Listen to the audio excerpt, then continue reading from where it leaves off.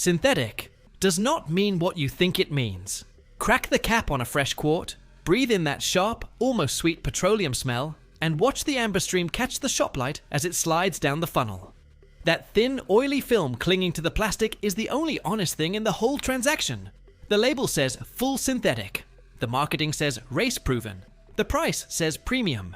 And in my experience, after 31 years of pulling valve covers and staring at sludge that should not exist in a 4-year-old engine, what is actually inside that bottle is often a story the brand would rather you never hear. Today, I am going to walk you through 7 oil brand archetypes that industry data suggests are quietly misleading drivers in 2026, plus the rule change. That made it all legal, plus what I actually pour into my own truck. Stay with me, because the 6th one is the one I almost missed myself, and it cost a customer of mine an engine. Before I name the archetypes, you need the backstory, because without it, none of this makes sense. The word synthetic, when it was first used on a motor oil bottle in the 70s, meant something very specific. It meant a base oil built molecule by molecule in a lab, what the industry calls Group 4 polyalpha olefin, or true ester-based Group V. Pure, uniform, expensive. Then in the late 90s, a now famous legal dispute let manufacturers start calling highly refined conventional crude oil, what we call Group 3, by the same word. Highly hydrocracked, yes. Cleaner than the old stuff, yes. But still a refined petroleum product, not a built one. The price gap to make Group 3 is enormous compared to true synthetic. The price gap on the shelf, in many cases, is not. That single ruling is the soil everything else grows in. Service chain reports suggest that today, somewhere between 70 and 90% of bottles labeled full synthetic on the big box shelf are Group 3. Some are excellent, some are not. And the bottle will almost never tell you which. So when I say a brand is misleading drivers, I am rarely saying they are lying in a way a lawyer could prove. I am saying they are using a word that means one thing to you and another thing to them, and they are counting on you not knowing the difference. Keep that frame in your head as we go. One more piece of the backstory. The American Petroleum Institute, whose donut symbol you see on the back of nearly every bottle in this country, certifies oils against a service category. That certification is meaningful. It is also the floor, not the ceiling. A bottle that carries only the API donut has met the minimum. A bottle that carries the donut plus specific carmaker approvals has met additional, often much more demanding, independent tests. The brands that earn the ceiling pay real money to do it. The brands that hover at the floor save that money and spend it on marketing instead. The first archetype is the one I see most often, and it is the one that hurts working people the hardest. Picture a major retail store house brand, the kind sold in a warehouse club under the store's own name, in a jug bigger than a gallon of milk, at a price that feels like a small miracle. Industry insiders report these jugs are typically blended by a contract manufacturer, sometimes the same plant that makes a name brand bottle sitting 2 aisles over. That is not the problem. The problem is the additive package. Motor oil is base oil plus a chemical cocktail. Detergents, dispersants, anti-wear agents, friction modifiers, anti-foam compounds. The base oil is the canvas. The additives are the paint.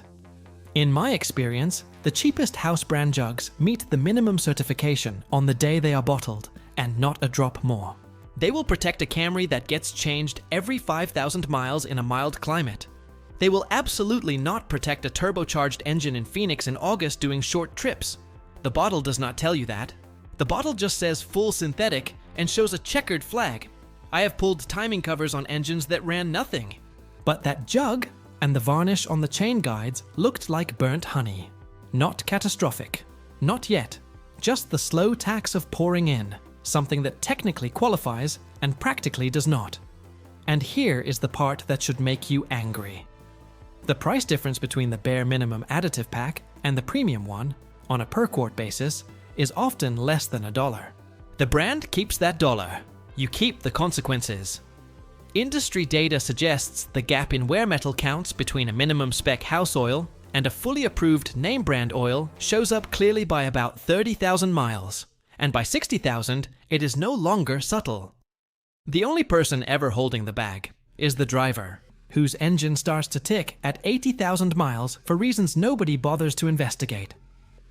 These jugs are not bad oil. They are minimum oil, and minimum oil meets a minimum engine on a minimum day. The day your engine is not minimum. The August heat wave, the towing trip, the freeway commute that turned into stop and go for an extra hour, is the day. Minimum oil shows you exactly where the floor lives. And here is the cruelest part of this archetype.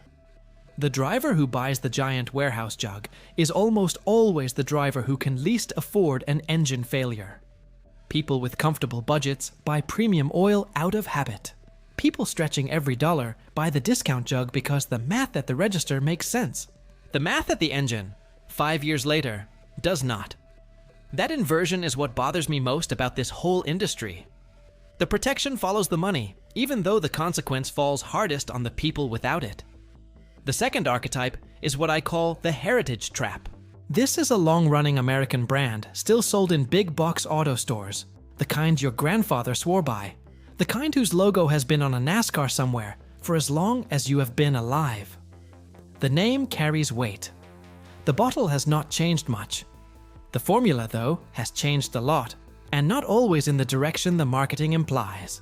Over the last 15 years or so, several legacy American oil brands have been bought, sold, merged, rebranded, and reformulated, sometimes multiple times. The label on the shelf today may have almost nothing to do with the lab that made the oil your dad ran in his Bronco. Service chain data suggests the modern version of one famous heritage line tests near the bottom of its price tier on sheer stability, which is the oil's ability to keep its thickness after it has been beaten up for a few thousand miles. You pour in what the bottle calls a 5W130. After 5,000 miles of commuting, in my experience, what you drain out behaves more like a 5W20. That thinner oil still lubricates. It just does not protect the way the spec sheet promised. The brand is not lying. They are letting your loyalty do the lying for them. And loyalty, in the oil aisle, is the single most expensive emotion a driver can carry. I have customers who will drive past 3 stores to buy the brand their grandfather poured, because the bottle still has the same color scheme and the same script lettering. The label is a memory. The contents are a budget decision made by a holding company, 4 corporate owners removed from the lab that originally made the name worth trusting. The easiest way to test whether a heritage brand still earns its name is to walk into a parts counter and ask the counter person which oil they personally run in their own truck. Counter people see warranty claims. If the counter person hesitates or names a different brand than the one on the heritage display, you have your answer. The heritage trap is not malicious. It is just inertia. Brands inherit our trust without inheriting the work that earned it. And the brand counts on you not noticing. They count on the color of the bottle staying the same, the font. On the label staying the same, the corner of the carton in the same spot on the same shelf in the same store you have shopped at for 20 years. Familiarity is the cheapest marketing money can buy, and the heritage brands have a warehouse of it stockpiled. Use the parts counter trick. Ask the question. Watch the face. Now the snapshot, quick one, because you need to see how fast this can bite. A neighbor of mine, 3 doors down, runs a 5-year-old crossover. He buys whatever is on sale, dumps it in, drives. Last fall, his oil pressure light blinked at a stoplight. By the time he limped it to my driveway, the pickup screen was glazed shut with a kind of brown lacquer I have only ever seen from chronic underspec oil in a direct injection engine. He had not done anything wrong by his definition. He had changed it on time, every time.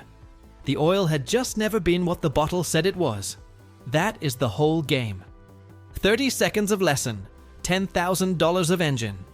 He sold the car for scrap a month later because the engine replacement quote was more than the vehicle was worth. He drove that car to work for 5 years on what he thought was synthetic oil. The bottle was not technically wrong. It just was not the protection a turbocharged direct injection engine in a hot climate needed across 5 years of short trips. The gap between technically correct and actually adequate is the gap this whole video is about. The third archetype is the German marketing brand, and this one is going to upset some people. Picture a European oil whose entire identity leans on motorsport heritage.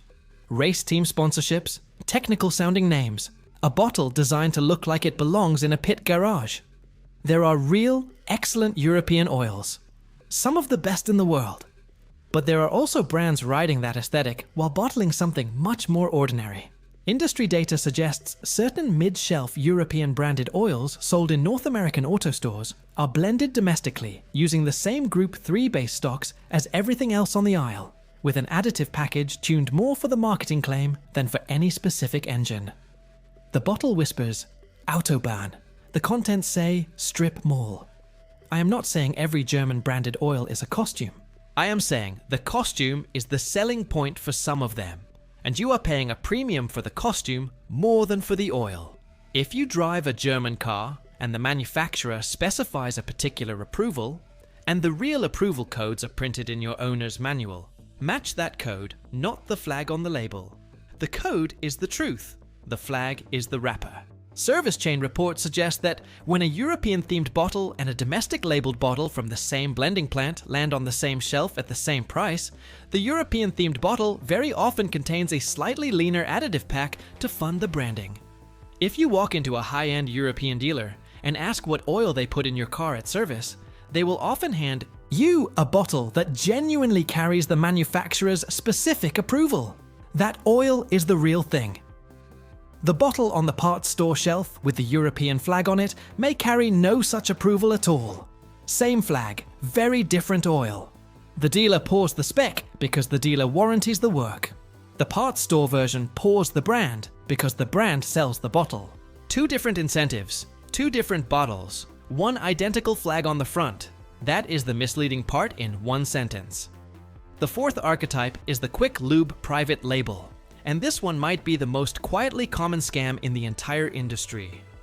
Imagine you pull into a national quick lube chain. You order their middle tier, oil change, the one the upsell pitch calls a synthetic blend or premium conventional. The technician fills your engine from a bulk tank with no bottle in sight. You drive away. What did you actually get?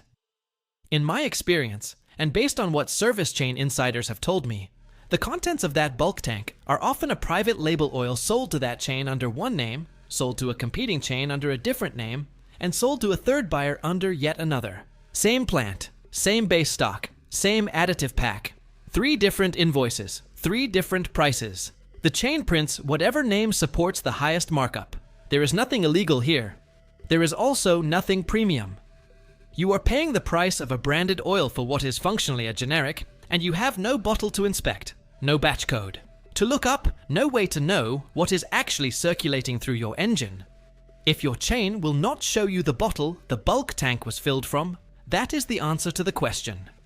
Let me tell you about a customer of mine.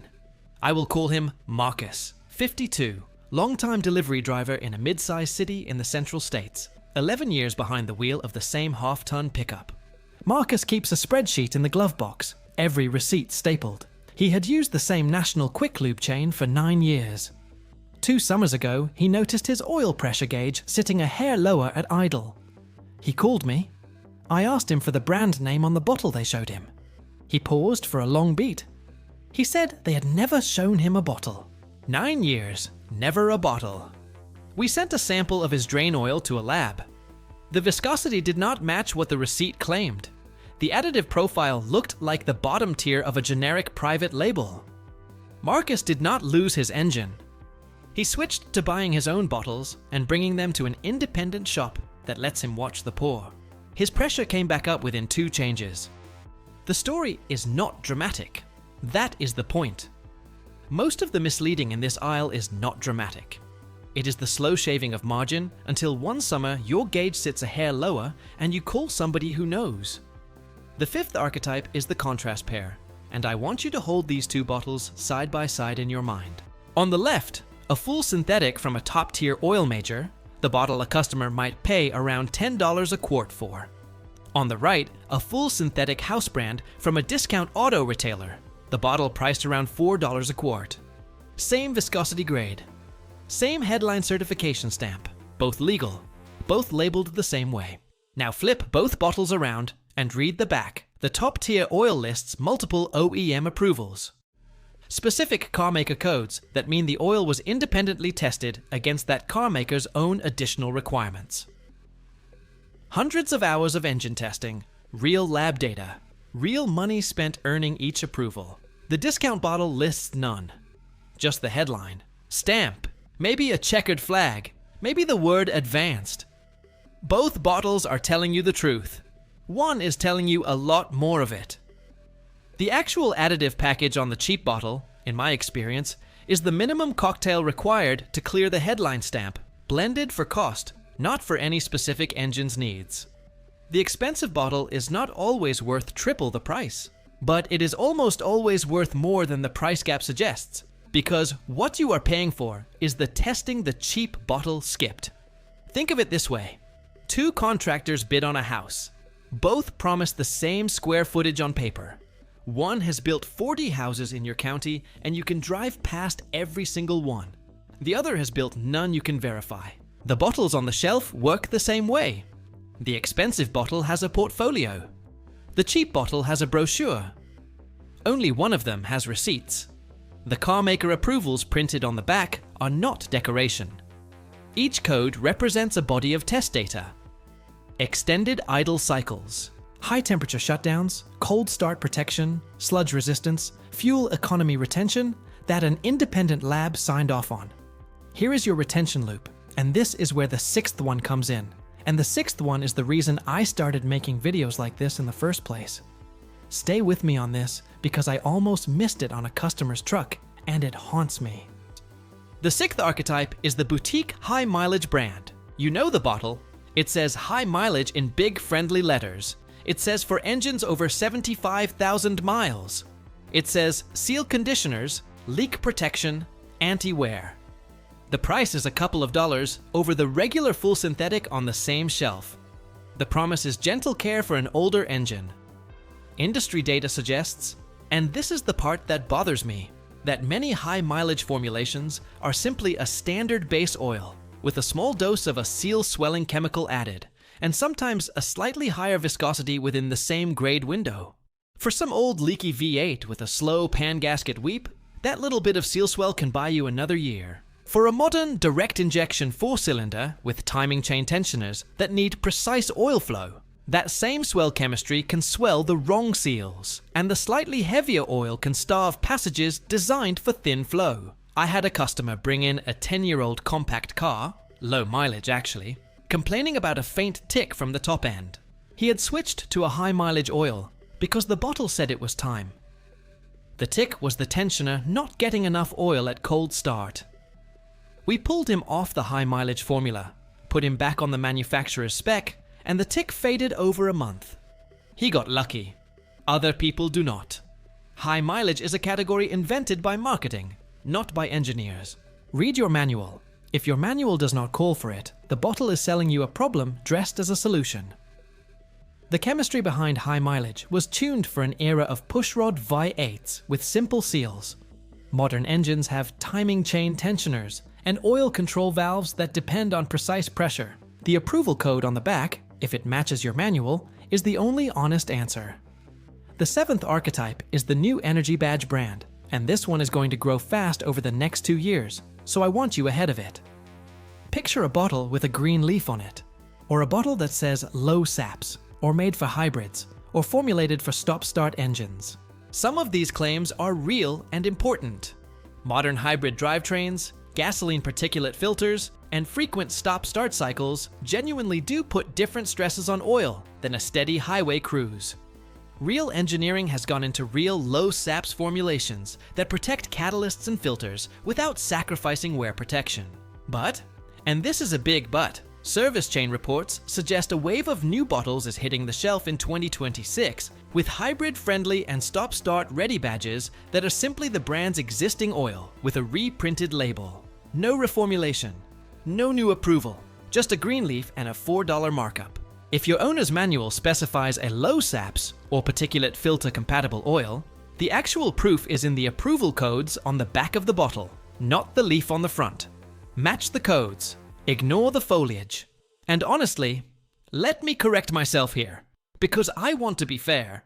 Some of the new badges are backed by genuine reformulation. The problem is, you cannot tell from the front of the bottle which is which. That is the misleading part. A genuinely engineered stop-start oil includes specific anti-wear chemistry designed to bridge restart events. A relabeled standard oil with a green leaf on the front does not. If your vehicle has stop-start, treat the badge on the front of the bottle as marketing and the approval code on the back as the contract. Do not sign a contract someone has not actually written down. The leaf on the front is a wish. The code on the back is a promise. Wishes are free. Promises cost money to make. The brand that paid for the promise will print it where you can see it. The brand that did not will leave the back panel, mostly blank, and hope you do not flip the bottle. The 8th thing on my list is not a brand archetype, but a piece of advice you need before you walk into the store, because none of the 7 warnings matter if you do not know how to read past them. Flip every bottle around. Find the certification panel on the back. Look for 2 things. First, the donut symbol from the American Petroleum Institute, with the current service category in the top half. For most gasoline engines in 2026, that is going to be the latest letter in the SP family, or whatever its successor is when you watch this. Second, look for specific carmaker approvals printed as codes. If you drive a domestic vehicle, your manual lists what your engine requires. If you drive a European vehicle, the approval codes look like a manufacturer name, followed by numbers. Match what is in your manual to what is on the back of the bottle. If the back of the bottle is mostly empty, walk away. A premium oil has nothing to hide on the back. A misleading oil hides everything that matters there. This one habit, flipping the bottle, will protect you from almost every archetype I just described, and it costs you nothing but 10 seconds in the aisle. One more habit while you have the bottle in your hand. Look for the manufacture date, or the batch code printed near the bottom, or on the cap. Oil does sit on shelves. The additives degrade over time, slowly but measurably. The bargain bins are where old oil hides. If the code on the bottle is more than about a year and a half old, I put it back. Buy fresh. Pour fresh. The 9th and last piece is what I actually pour into my own vehicles. And I'm going to give it to you as a framework, not a brand, because the brand, that is right for your engine in your climate, and your driving pattern is not necessarily the brand that is right for mine. The framework is 3 questions. Question 1. Does this bottle carry the specific OEM approval my manual asks for, printed in plain text on the back? If yes, continue. If no, put it back. Question 2. Is the price within the normal range for oils that carry that approval? Or is it suspiciously cheap?